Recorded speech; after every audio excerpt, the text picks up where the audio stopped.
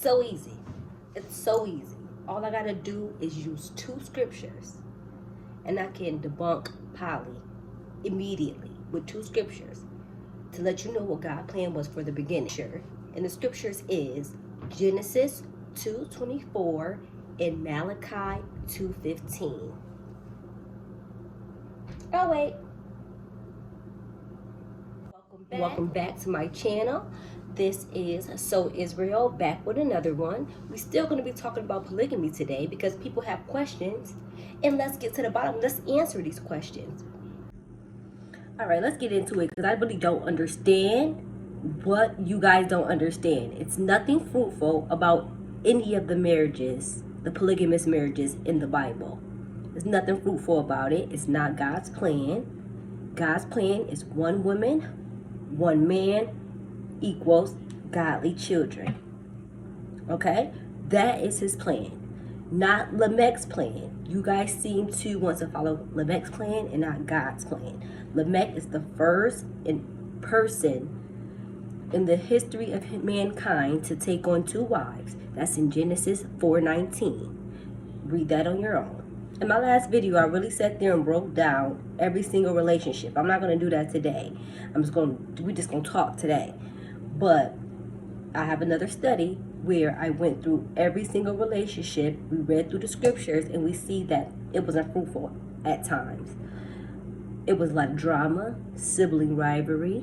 It was folly. It was anger. It was just a lot of BS going on that was not necessary. And what we need to realize is that Abraham and Jacob, they did not want multiple wives. They did not want to live a polygamous lifestyle.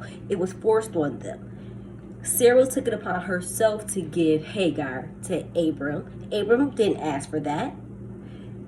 Laban took it upon himself to trick Jacob into marrying both of his daughters. Jacob wasn't down without Jacob only wanted Rachel. And it's evidence of that in the Bible, as well as Jasher, probably Jubilees. It's also in the book of remembrance. No matter, it's probably in a whole bunch of other different sources. So therefore we know that he did not want that. So for you men and women out there that want to say you want to practice polygamy, well, guess what? Abraham or Jacob, they didn't want to do it. It was forced upon them. It's not God's plan, so stop trying to force it upon us. God's plan is easy. Monogamous relationships. One man, one woman equals godly children. Now, y'all already know if I'm looking down, that's because I'm looking at my notes. But Lamech is the first person from Cain's line to start having multiple wives. Lamech, who started it? Genesis 4:19. That was a tradition of men, not a doctrine of the Most High. God's plan is Genesis 2:24. That is God's. Now, if you look at the polygamous relationships, Abraham had to wind up sending his son away. Hagar and Sarah had beef. Basically, they had drama.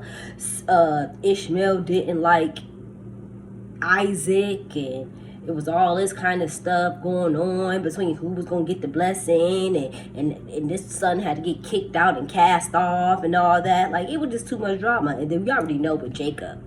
We got one sister giving her his handmaid, and she giving her handmaids, and then she trying to bribe you they trying to bribe each other to get some. Like, no, that's not something that God wanted for women. That's not something that God wanted for men. That just sounds like drama. Then we got David. David had nothing but folly in his house because he had so many daggone different women and they had kids. So now you got the brother wanting to sleep with his sister on his mom's side. I mean on his dad's side, but now they don't got the same mom. And then we got this son because he is born of a different probably a foreign woman, not an Israelite woman. So she's sitting up there late. It just is a lot.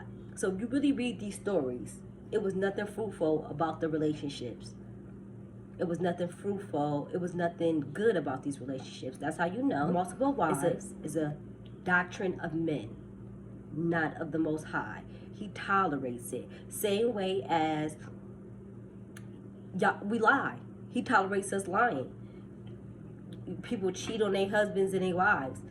Does he like it? No. But he tolerates it. He didn't strike y'all down immediately, but that does not mean that he likes it. That doesn't mean that he is cool with it.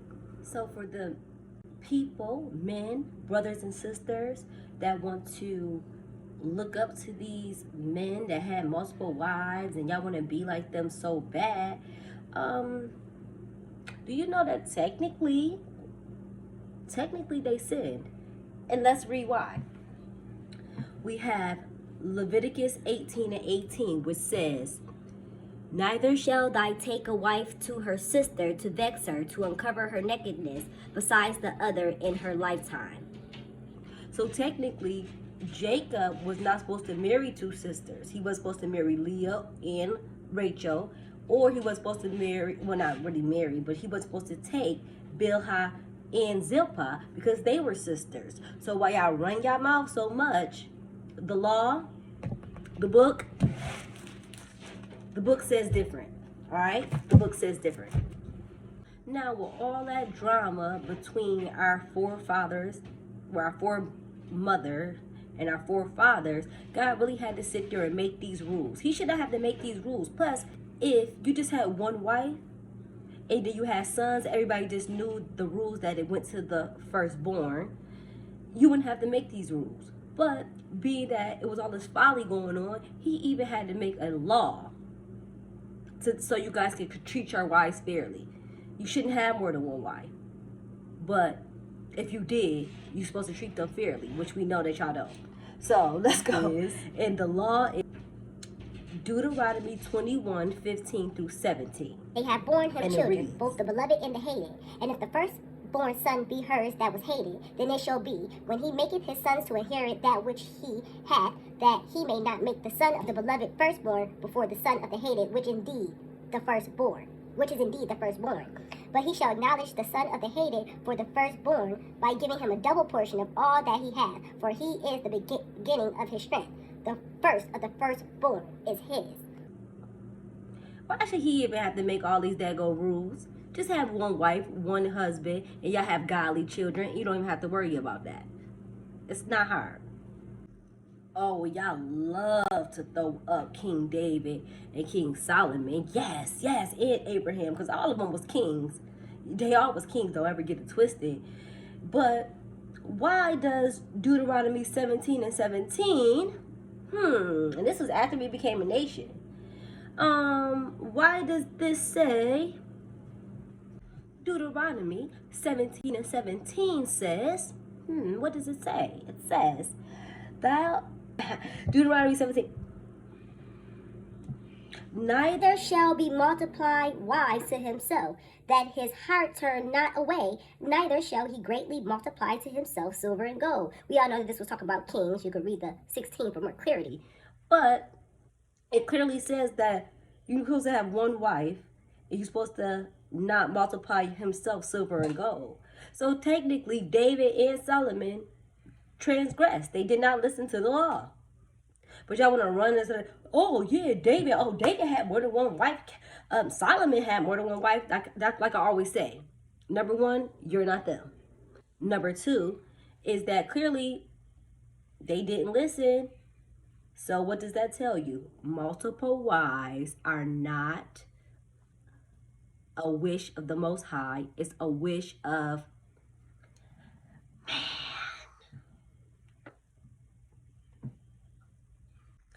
Then we got Malachi.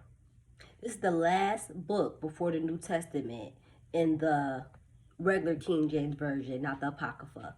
And the name of this literally says, I don't know if you can see it, treachery of infidelity, right? So let's see what it says.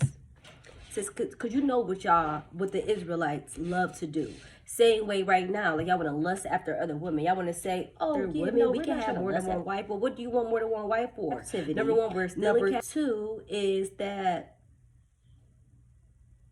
I don't understand. It's no point. It's no point of it. Period. So let's read the scripture. The scripture says, Malachi 2:14-16 states, yet ye say, wherefore? Because the Lord hath been witness between thee and the wife of thy youth, against whom thou hast dealt treacherously, yet is she thy companion, and thy wife of thy covenant, and did not he make one? Yet had he the residue of the Spirit, and therefore one, that he might make a godly seed. Therefore take heed to your spirit, and let none deal treacherously against the wife of his youth. For the Lord, the God of Israel, saith that he hateth putting away. For one covereth violence with his garment, saith the Lord of hosts. Therefore take heed to your spirit, that ye deal not treacherously. Now, you could read it in it's actually not better, but if you read it in a different translation, it literally breaks it down like how we speak right now. It says he said, didn't I make you one? Like, basically, like, so Malachi 2:14-16 proves my point, where the Most High wants one man, one woman to produce godly children. Polygamy is involved. It's a lot of folly. And if you look at like children, you could Google it right now. Kids who grew up in polygamous relationships, they think that their family members was in cults. They're like, oh, I grew up in a cult. Oh yeah, my family was crazy. Nobody wants to be a part of that. So why would you put your children through that? That's a lot of confusion. It's a lot of BS. Find you your own husband. Find you your own wife, like Christ said. Moses even spoke about Christ, or Yeshua, Yahushai, whatever name that you choose to call him. Moses even talked about him. Let's read the verse. And Moses even told you that when Christ comes on the scene, listen to him, which means that Christ's word is over every other prophet. It's over Abraham. It's over Shem. It's over Moses. It's over Paul. It's over Peter. God out the sky even said, this is my son to whom I am well pleased. Hearken to him. So that means you listen to Christ. All right. So let's see what Moses had to say about Christ. This is Deuteronomy 18:15. And it reads, The Lord thy God will raise up unto thee a prophet from the midst of thee, of thy brethren, like unto me. Unto him ye shall hearken. Let's read that again. Moses said, the Lord thy God will raise up unto thee a prophet from the midst of thee, of thy brethren, like unto me. Unto him ye shall hearken, aka listen to Christ. All right.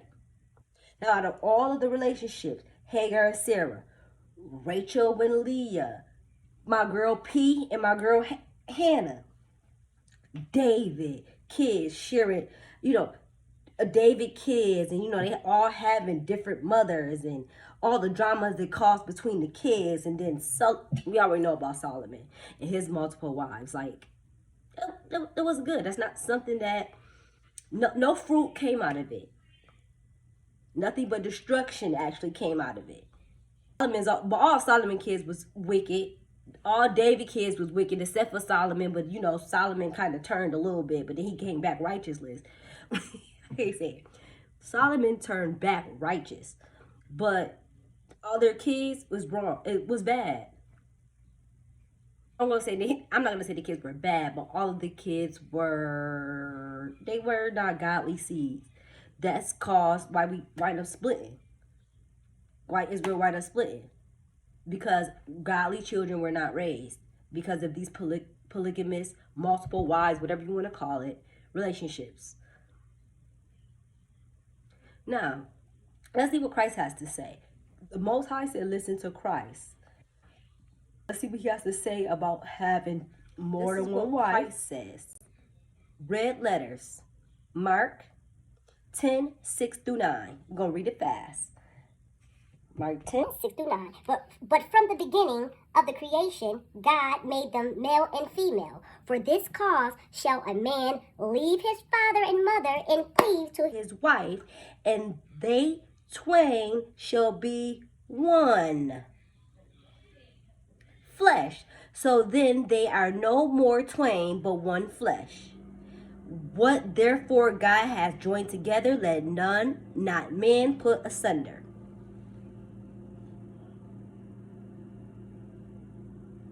Let's read that again. He said, but from the beginning of creation, God made them male and female. For this cause shall a man leave his father and mother and cleave to his wife, and they twain shall be one flesh. So then they are no more twain, but one. He didn't say they not twain. They said one. He didn't say they became quad 3. He didn't say they became 4. He didn't say they became 5. One man, one woman becomes one, and they make righteous children. That's what the book say. What else do Christ got to say?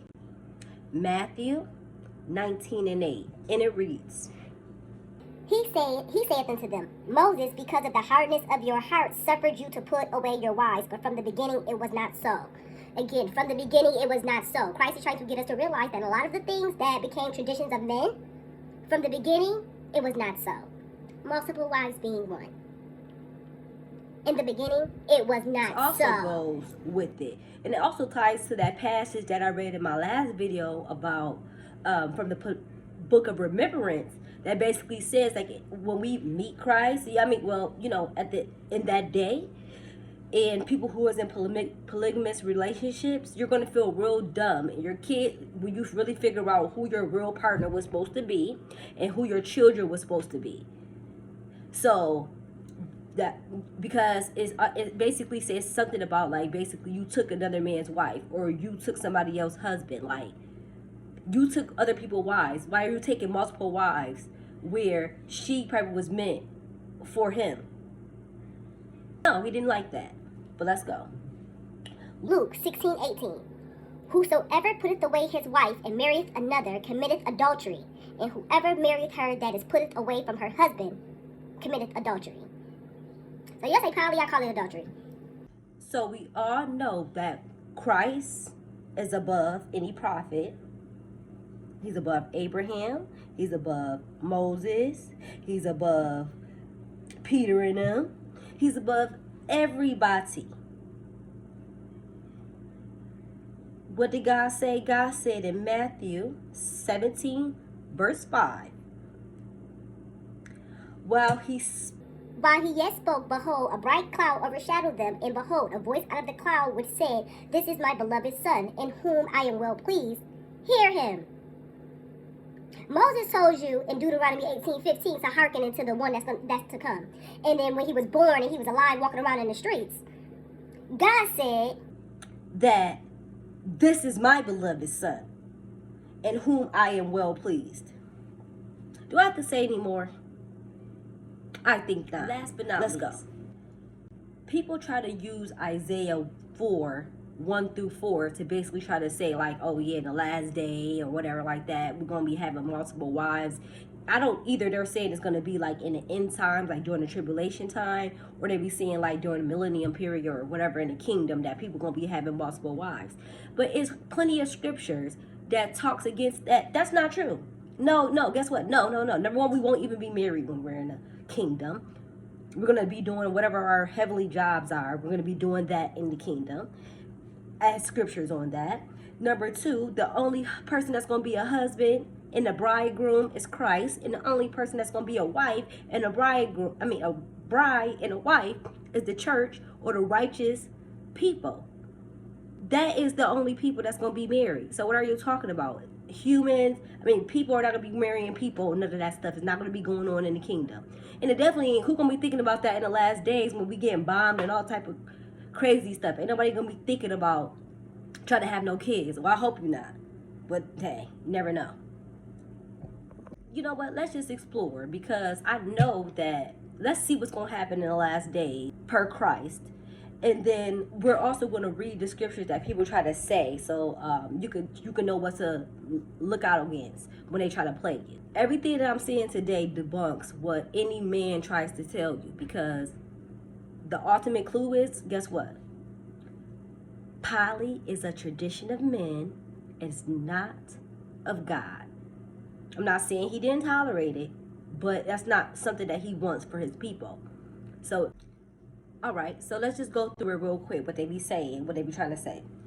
Isaiah 4:1-4. And then that day 7 women shall take hold of one man, saying, we will eat our own bread and wear our own apparel. Only let us be called by thy name to take away our reproach. And that day shall the branch of the Lord be beautiful and glorious, and the fruit of the earth shall be excellent and comely for them that are escaped of Israel. And it shall come to pass that he that is left in Zion and he that remaineth in Jerusalem shall be called holy, even every one that is written among the living in Jerusalem. When the Lord shall have washed away the filth of the daughters of Zion, and shall have purged the blood of Jerusalem from the midst thereof of the spirit of judgment and by the spirit of burning. Now, just that one little part, it made up a whole multiple wife doctrine. That's not what God's talking about here. What he actually is talking about is in the kingdom, where he is going to be our bread, our butter, our living water, our son, our shelter, everything. That is what this verse is talking about. It's talking about the nation of Israel, not actually women. It's talking about the nation of Israel as his wife, not as us human women and human mankind. He's talking about the nation. Okay? Reread that verse and do it again. And think about it again, because he's not talking about, we're not about to be getting it on in the parking lot, getting it on in the woods. None of that's going to happen in the kingdom. And I getting it on. Want to know how? I know that he's not talking about that, because we're going to read some scriptures. We're going to read 1 Corinthians 15, 51 through 54, Mark 12, 24 through 25, Revelations 19:9, and last but not least, Hosea 2:16. 1 Corinthians 15 and 51. Behold, I show you a mystery. We shall not all sleep, but we shall all be changed in a moment, in a twinkling of an eye, at the last trump. For the trump shall sound, and the dead shall be raised incorruptible, and we shall be changed. For this corruptible must put on incorruption, and this mortal must put on immortality. Now, Mark 12, 24 and 25. You know, Yeshaya becoming that dome, so you know he came at them. He said, do you not therefore err, because ye know not the scriptures, neither the power of God? For when they shall rise from the dead, they neither marry nor are given in marriage, but are as the angels which are in heaven. And there's some scriptures in Luke that coincides with this, which states that when we change, we're no longer going to be human beings. We're going to be spirits. And nobody's going to be getting it on in the parking lot. Nobody's going to be getting it on in the woods, because he's going to have his generations and generations of people. And we're just going to be, if you make it in the kingdom, we're going to be doing whatever jobs we're going to be doing and just living happily ever after with our Father while he is actually dwelling with us. Which brings us to Revelations chapter 19 and verse 9. Which reads, and he saith unto me, right, blessed are they which are called unto the marriage supper of the Lamb. And he said unto me, these are the true sayings of God. Again, so this is after the switch, what we just read in 1 Corinthians 15, 51, 54. Revelation states that we're going to, the righteous ones, the good, if you make it, you're going to be called to the marriage supper of the Lamb. Which brings me to the last scripture, and I rest my case. Hosea 2:16, chapter 2 and verse 16, which reads, And it shall be at that day, the same day where we're going to get changed in the twinkling of the eye, the same day where we're going to have our immortal bodies, that same day when we're going to, if you're blessed enough, make it to the marriage supper of the Lamb, that day. And in that day, saith the Lord, that thou shalt call me Ishi, and shall call me no more Bali. And we all know that that means that we should no longer call him master, but we should call him husband. So the only person that we're going to be getting married to, and the only weddings that's going to be going on is after we change in the kingdom, is us getting married to Christ. The church, or the righteous, whatever you want to call us, getting our reward, and we get to dwell with Christ and the Father forever and ever and ever and ever and ever. And then unfortunately, some people gonna get changed too. Everybody getting changed, but is it which side of the kingdom you want to be on? You want to be in the kingdom, living it up? Or do you want to be on the other side, burning it down, literally, with worms eating at you and all that? I know I don't want to. So I'm going to do my best to follow the book and listen to what he says. And when he says his mom and father to cling to his wife, and those two become one. He didn't say that those two become one and then they go get another, and then they go add another, and then they go another, and then they become 5. He did not say that. That's y'all who said that. Doctrine of men. God didn't say that. Shalom. All right. Well, thank you so much for watching this video. Don't forget to like, comment, and subscribe. Also, watch my other videos. I'm going to put them down in the description, or maybe in a card somewhere around here. You know, I'm still new to this. I'm still figuring everything out. But it's more to come. Again, we can chop it up in the comments. So if you disagree, if you do agree, let me know. Again, don't forget to like, comment, subscribe, and let's keep this conversation going. Shalom.